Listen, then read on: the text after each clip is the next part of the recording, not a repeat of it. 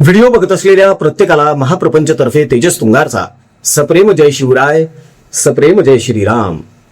मित्रांनो, 1 मे महाराष्ट्र दिन म्हणजे परवाच्या दिवशी सगळ्यांनी महाराष्ट्र दिन साजरा केला. अनेक जणांनी हुतात्मा चौकामध्ये जाऊन या महाराष्ट्रासाठी, संयुक्त महाराष्ट्रासाठी, मुंबईसह संयुक्त महाराष्ट्रासाठी आपल्या प्राणांची आहुती दिली. त्यांना वंदन देखील केलं. सगळीकडे उत्साहाचं वातावरण. मात्र अशात एक घटना घडली. ती घटना काय तर पुणे मुंबई एक्सप्रेसवे जो आहे त्यावर प्रचंड गर्दी झाली आणि वाहतूक कोंडी झाली. आता ही वाहतूक कोंडी झालेली आहे, ही पहिल्यांदा घडली का घटना नाही, या अगोदर झालेलं आहे. असं पुणे एक्सप्रेसवेवर कोंडी झाली आहे. कधी दरड कोसळली, कधी एखादा टँकर पलटी झालेला आहे, अशा घटना घडलेल्या आहेत.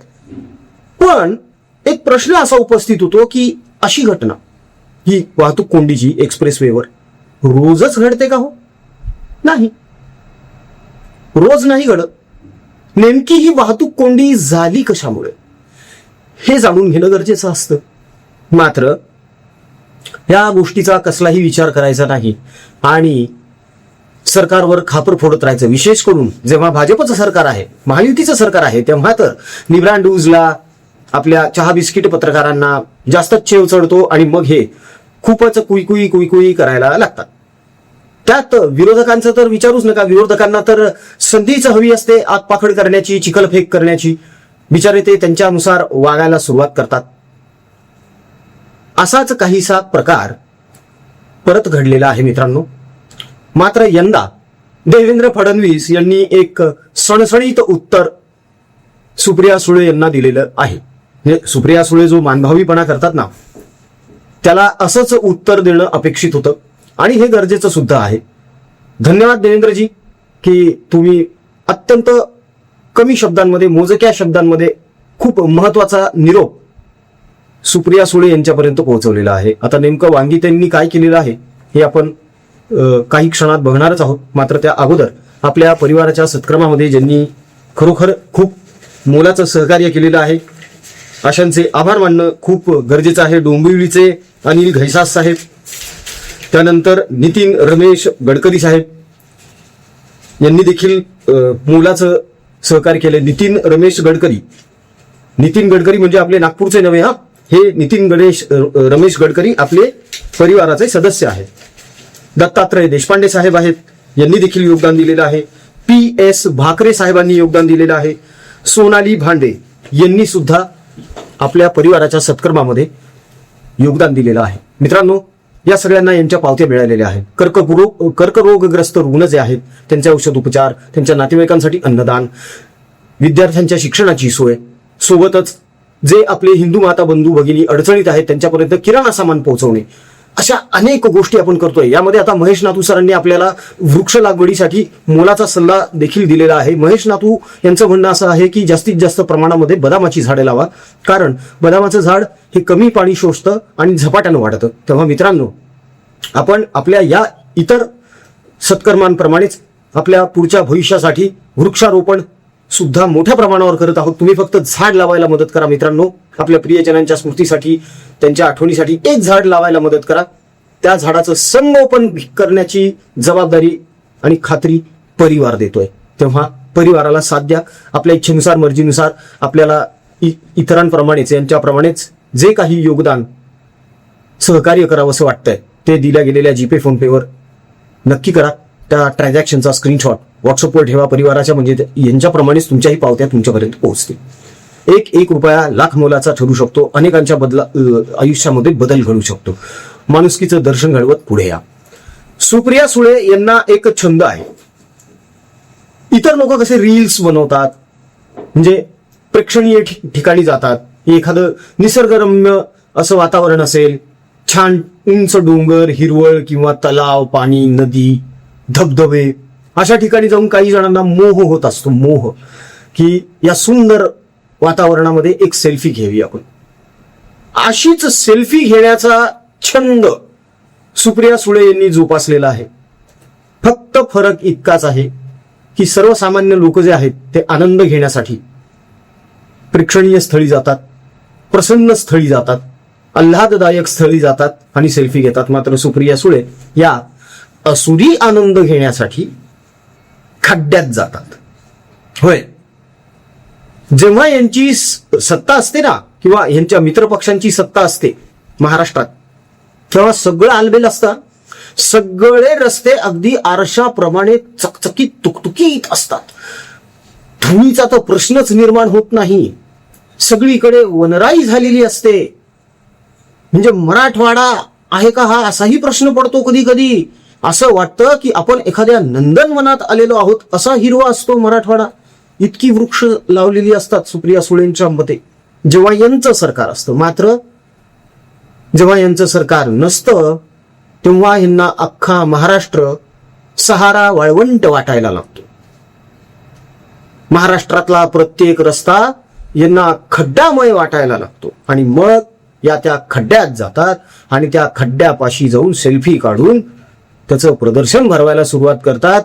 आणि ते सोशल मीडियावर टाकून बघा बघा बघा आपलं सरकार कसं नालायक आहे, यांचं लक्षच नाहीये हे दाखवण्याचा प्रयत्न करतात. ह्या जेव्हा सत्तेत असतात, यांच्या बाबांचा पक्ष जेव्हा सत्तेत असतो तेव्हा ह्या कधीच निघत नाही. उलट कोरोना काळामध्ये आपल्या बाबांना घेऊन या मरीन ड्राईव्हला गेल्या होत्या लॉकडाऊन मध्ये. का तर त्यांना थोडा मोकळा श्वास घ्यायला पाहिजे. अरे जेव्हा अख्खा देश कोंडून पडलाय, घरातले चिमुकले सुद्धा बाहेर खेळायला जात नव्हते, स्ट्रिक्ट इन्स्ट्रक्शन्स होते, सोसायट्यांमध्ये सुद्धा कुणी फिरत नव्हतं आतल्या आत, तिथे सुप्रिया सुळे आपल्या बाबांना मोकळा श्वास घेता यावा, त्यांना थोडासा बदल वाटावा म्हणून चक्क मरीन ड्राईव्हला घेऊन गेल्या, लॉंग ड्राईव्हवर, लॉकडाऊन मध्ये. आणि आता 1 मेला जी वाहतूक कोंडी झाली ना तिकडे पुणे एक्सप्रेस हायवेवर, त्यात ह्या अडकल्या म्हणे.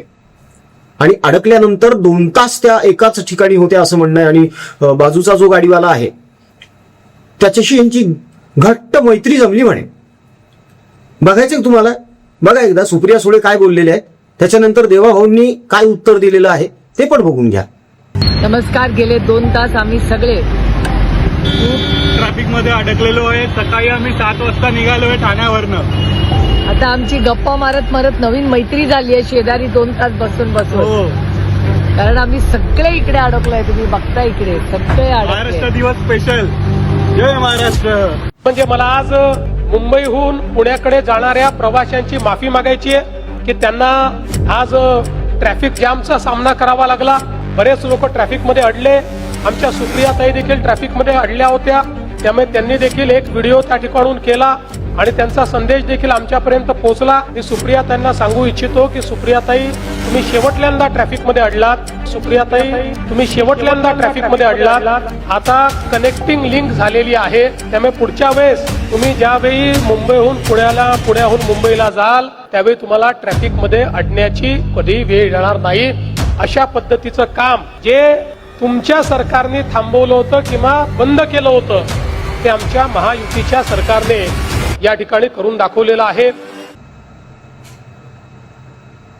कदाचित आयुष्यात पहिल्यांदाच सुप्रिया सुळे या वाहतूक कोंडीत अडकल्या असाव्यात, म्हणूनच त्यांना प्रचंड त्रास झालाय. आणि इतका त्रास झालाय की त्यांना त्याची रील शूट करून सोशल मीडियावर टाकावीशी वाटलेली आहे. यामध्ये त्या म्हणतात की बाजूला जे बस गाडीमध्ये आहेत त्यांच्याशी माझे मैत्रीपूर्ण संबंध निर्माण झाले, घट्ट मैत्री झालेली आमची, आम्ही मस्त गप्पा मारतोय वगैरे वगैरे वगैरे. अहो, याच फावल्या वेळामध्ये रिकामं बसण्यापेक्षा, फालतू टाइमपास करत बसण्यापेक्षा आपल्या मतदारसंघातल्या लोकांना फोन लावून जर तिथल्या प्रश्नांची विचारणा केली असती तर काय झालं असतं. पण नाही, यांना ते करायचंच नाही. हे उद्धव ठाकरे प्रमाणेच आहे. तो कौतुक मिरवायचं फक्त स्वतःचं की बघा बघा बघा उद्धव ठाकरे स्वतः गाडी चालवत विठ्ठलाची महापूजा करण्यासाठी मुंबईवरून पंढरपूरला गेले. आणि त्याचप्रमाणे सुप्रिया सुळे ज्या स्वतःला खूप मोठ्या सामाजिक कार्यकर्त्या सुद्धा म्हणून येतात आणि लोकांच्या प्रश्नांची मला प्रचंड जाण आहे आणि मी ठामपणे सभागृहामध्ये माझ्या मतदारसंघातल्या लोकांचे प्रश्न मांडते असं सांगत सुटतात, त्या चक्क गप्पा मारत बसल्या, टाइमपास करत बसल्या. इतका रिकामा वेळ असतो एखाद्या खासदाराकडे, निश्चितच असतो मित्रांनो. यांच्याकडे तर वेळच वेळ आहे आता. आणि मग तिकडे संसदेमध्ये जाऊन काहीतरी बाकडे वाजवत बसायचे, निषेध करायचा, सभागृह तहकूब करायचं या मुद्द्यांवरून. अहो, एक गोष्ट लक्षात घेण्यासारखी आहे. महत्वाचे जे कामं आहेत ते सोडून टाइमपास का करतात हे नेते? यांना निवडून दिलेलं आहे जनतेची सेवा करण्यासाठी, जनतेची कामं करण्यासाठी, मूलभूत प्रश्न सोडवण्यासाठी, आणि हे चक्क आरामात गप्पा मारतायत, टाइमपास करतायत. सुप्रिया सुळे यांनी या अगोदर सुद्धा असंच एक विधान केलं होतं की आम्ही संसदेत जेव्हा असतो तेव्हा खूप नॉर्मल बोलत असतो, फॉर्मल बोलत असतो, की इकडचं तिकडचं, मग जेवणावर कधी गप्पा होतात, मग तुमची खाद्य संस्कृती काय, आमची, असं इतर राज्यातल्या खासदारांसोबत आम्ही बोलत असतो म्हणे. म्हणजे तेच, अरे वा छान, हा किती मस्त साडी नेसली हो तुम्ही, बुट्ट्या बुट्ट्याची, वेला वेलाची, है ना, कुठून घेतली हो, अच्छा अच्छा शिमलावरून घेतली, वा वा वा वा, हो ना, आता भत्ता वाढलाय ना आपला दैनिक, त्याच्यामुळे दर महिन्याला घेऊ शकतो आपण अशा साड्या, है ना, इथे यायचं, झोपा काढायच्या सभागृहामध्ये, दैनिक भत्ता घ्यायचा, संपला विषय. यांना सगळं फुकट आहे, फोन फुकट, रेल्वे फुकट, विमान फुकट, यांच्या पीएचा पगार हे देतात, यांना कॉम्प्युटर द्या, यांना मोबाईल फुकट. किती पैसा बर्बाद होतोय देशाचा याचा विचारच केला जात नाही. खरं तर काय माहिती का, या सगळ्यांच्या पेन्शन्स बंद केल्या पाहिजेत. फार सुप्रिया सुळे म्हणतात ना की खड्डे बघा, वाहतूक बघा, हे बघा, असं चाललंय, तर एक काम करावं आता सुप्रिया सुळे यांनी, एक मोहीम हाती घ्यावी. खरंच तुम्हाला वाटतं ना देशामध्ये सुधारणा व्हावी, देशामध्ये सगळं चांगलं चांगलं व्हावं, प्रगती व्हावी, विकास व्हावी, तर हे जेवढे खासदार आहेत, जेवढे आमदार आहेत, यांच्या सगळ्यांच्या पेन्शन्स रद्द करून टाका. तो जो हजारो कोटी रुपयांचा पैसा दर महिन्याला बर्बाद होतोय ना, तो बर्बाद होऊ देऊ नका. त्या पैशातून खड्डे बुजवा, रस्ते चांगले करा, पाण्याच्या लाईन टाका. हा, होऊ शकत नाही का? होऊ शकतं ना. तुम्हाला महिन्याला पगार मिळतो ना खासदारांना, आमदारांना, मग दैनिक भत्ते हवेत कशासाठी? आपण प्रश्न निर्माण होतो ना. अरे आता हे लोक म्हणतील की हे सरकारचं काम आहे, सरकारनं पैसा आणायचा कुठून? किती लोक टॅक्स देतात हो 140 करोड पैकी. आता म्हणतील की आम्ही जीएसटी भरत नाही का? अरे जीएसटी हे सर्व्हिस टॅक्सच रूप आहे, तो तर आधी भरतच होते की सगळे, फक्त वॅट, सर्व्हिस टॅक्स, असे 2-3 टॅक्स जे होते ते सगळे एक करून जीएसटी करण्यात आला. इतकं सोपं आहे ते गणित, उगाच विनाकारण स्तोम वाजवायचं तसं. आता मिसिंग लिंक तयार झालेला आहे मित्रांनो, त्याची एक साईड सुरू सुद्धा झाली आहे, लोकांची आवागमन चालू झालेलं आहे, गाड्या येत आहेत, तिथून जात आहेत, लोक गाडीमध्ये बसून बाहेरचं दृश्य शूट करतायत मोबाईलवर खिडकीतून. त्याचे सुद्धा व्हिडिओ सोशल मीडियावर आलेले आहेत. हे बघितले नाहीत का सुळेंनी? बरं, ती जी वाहतूक कोंडी झाली ती फक्त 2 तासांपुरतीच झालेली आहे, नंतर सुरळीत झालाय मार्ग, प्रश्न सुटलेला आहे. देवेंद्र फडणवीस यांनी सुद्धा सांगितलंय की यानंतर तुम्ही अशा गोष्टींचा सामना कधीच करू शकणार नाहीत. सुप्रिया सुळे नाव घेऊन बोललेले आहेत देवेंद्र फडणवीस, याचा अर्थ नक्कीच काहीतरी प्रशासनानं, शासनानं उपाययोजना केलेली आहे. मात्र यांना त्या उपाययोजना समजूनच घ्यायच्या नाहीयेत, यांना फक्त बोलायचंय, बडबड करायची आहे. आणि आम्हालाच कसं सगळं कळतं आणि आम्हीच कसे छान शासन चालवू शकतो, सरकार चालवू शकतो, हे भासवण्याचा आणि ठसवण्याचा यांचा हा निष्फळ प्रयत्न वाटतो. आणि हाच प्रयत्न हे आजवर करत आलेले आहेत.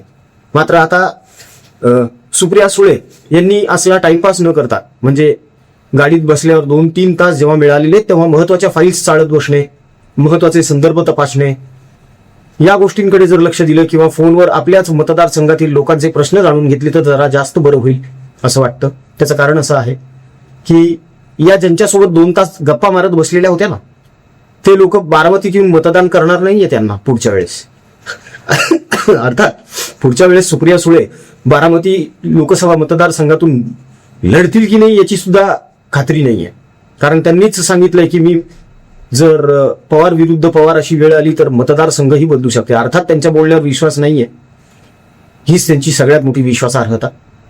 तेव्हा सुप्रिया सुळे, आम्ही जो मुद्दा प्रस्ताव तुमच्या समोर मांडला की या आमदार खासदारांची पेन्शन काढून घ्या आणि त्या बदल्यात रस्ते बनवा, तर त्यावर जर काही काम करता आलं तुम्हाला, निश्चित करा, अख्खा देश तुमच्या पाठीशी राहील उभा.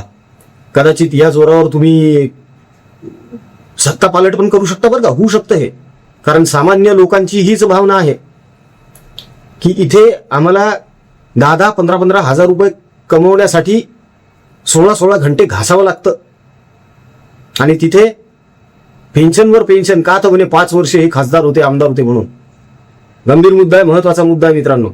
आणि या बाबतीमध्ये आपल्या परिवाराच्या अनेक सदस्यांसोबत, सभासदांसोबत चर्चाही झालेली आहे. अनेकांचं हेच मत आहे की ह्या पेन्शन बंद झाल्या पाहिजेत सगळ्या, खास करून या आमदारांच्या आणि खासदारांच्या. मित्रांनो, या बाबतीत आपलं काय मत आहे कमेंटमध्ये निश्चित कळवा. तुमच्या मतांचं स्वागतच आहे.